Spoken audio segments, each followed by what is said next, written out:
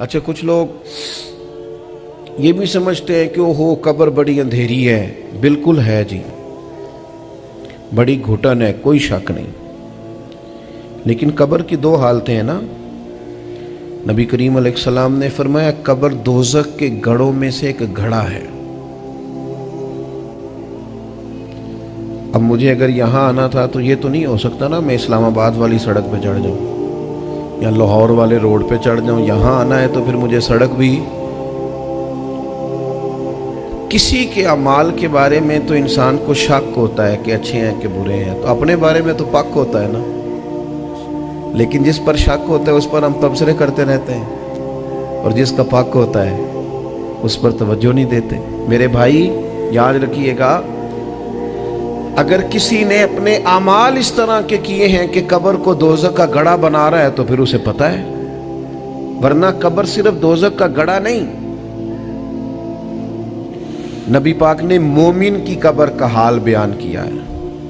فرمایا یہ جو مومن کی قبر ہوتی ہے نا، یہ گڑھا نہیں، مومن کی قبر باغ ہے.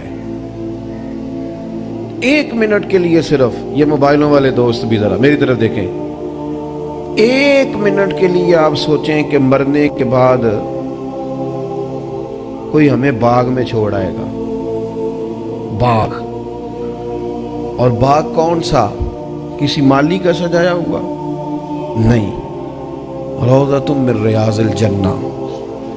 حضور فرماتے ہیں جنت کے باغوں میں سے باغ. مومن کی قبر جنت کے باغوں میں سے، یعنی بہت امیر آدمی ہو تو فارم ہاؤس میں گھر بناتا ہے، باغ لگاتا ہے. اور مومن کی قبر باغ، وہ بھی جنت کے باغوں میں سے. اور باغ اتنا شان والا جس میں آنکھ کھلتے ہی پہلی زیارت ہی مدینے والے رسول کی نصیب ہوگی صلی اللہ تعالی علیہ وسلم. تو وہاں جاتے ہوئے ڈر آتا ہے بندے کو، خوف آتا ہے، پریشان ہوگا وہاں جاتے ہوئے. تو باغ ہے جنت کا، لیکن شرط یہ ہے کہ وہ سڑک اس پہ چڑھا ہو جو جنت کے باغ کی طرف جاتی ہے. دنیا بندے کو تھکا دیتی ہے. مولا علی شیر خدا رضی اللہ تعالیٰ عنہ فرماتے ہیں کہ دنیا کا حال اس طرح ہے جس طرح کوئی چرواہا بھیڑے نہیں چرا رہا ہوتا. یہ دیکھیں علم و حکمت کے بادشاہ کی بات. فرماتے ہیں چرواہا بکریاں اور بھیڑیں چراتا ہے تو ادھر کی بیچارہ ہانک کے لاتا ہے تو ادھر والی ناراض ہو جاتی ہے، نکل جاتی، اور ادھر والی کو ٹھیک کرتا ہے تو ادھر والی. یہ دنیا کا حال ہے. کچھ لوگوں کو بندہ راضی کرتا ہے تو کچھ بگڑ جاتے ہیں، کچھ معاملات بندہ ٹھیک کرتا ہے تو کچھ معاملات خراب ہو جاتے ہیں. تو لوگوں نے حضرت مولا کائنات کی خدمت میں عرض کیا پھر آپ بتائیں کریں کیا؟ تو آپ نے فرمایا ہر وقت لوگوں کو راضی کرنا چھوڑ دے، تو رب کریم کو راضی کر. ان الذین آمنوا وعملوا الصالحات سیجعل لهم الرحمن ودا. اگر رب راضی ہو جائے تو وہ لوگوں کے دلوں میں محبت پیدا فرما دیا کرتا ہے. تو صبح سے شام تک میں بھی غور کروں، آپ بھی غور کریں کہ آج جو سپہر ہو گئی اور 1.5-2 گھنٹے میں یہ دن ڈھل جائے گا. آج صبح سے شام تک ہم نے بندے راضی کرنے میں کتنی جد و جہد کی اور رب راضی کرنے کے لیے کتنی کوشش کی.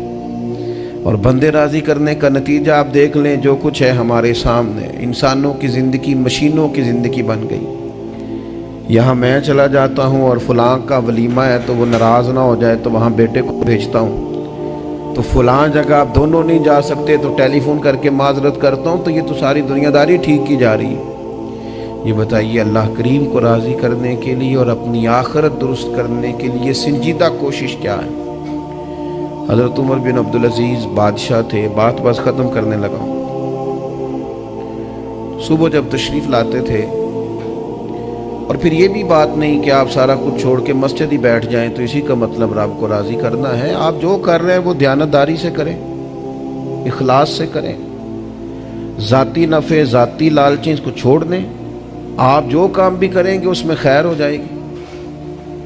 اسلام تو کسی دنیا کو دنیا کہتے نہیں. اسلام تو کہتا ہے بچوں کے لیے رزق کمانا بھی عبادت ہے، پر شرط یہ کہ تو حلال کما، لقمہ حرام کی طرف.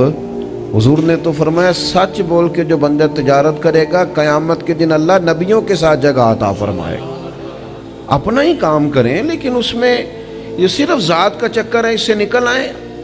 बड़े बड़े बादशाह थे, बादशाह भी हुए, वली भी हुए, औलिया भी हुए। हज़रत उमर बिन अब्दुल अजीज़ मुजद्दिद हैं अपने ज़माने, लेकिन बादशाह भी हैं। 5 सिपारे कुरान पाक भी रोज़ पढ़ते थे, कई हज़ार मरतबा दरूद पाक भी रोज़ पढ़ते थे। और ये वो बादशाह थे जिस गली से गुज़रते थे लोग फ़ौरन हाथ उठा के दुआ करते थे, या अल्लाह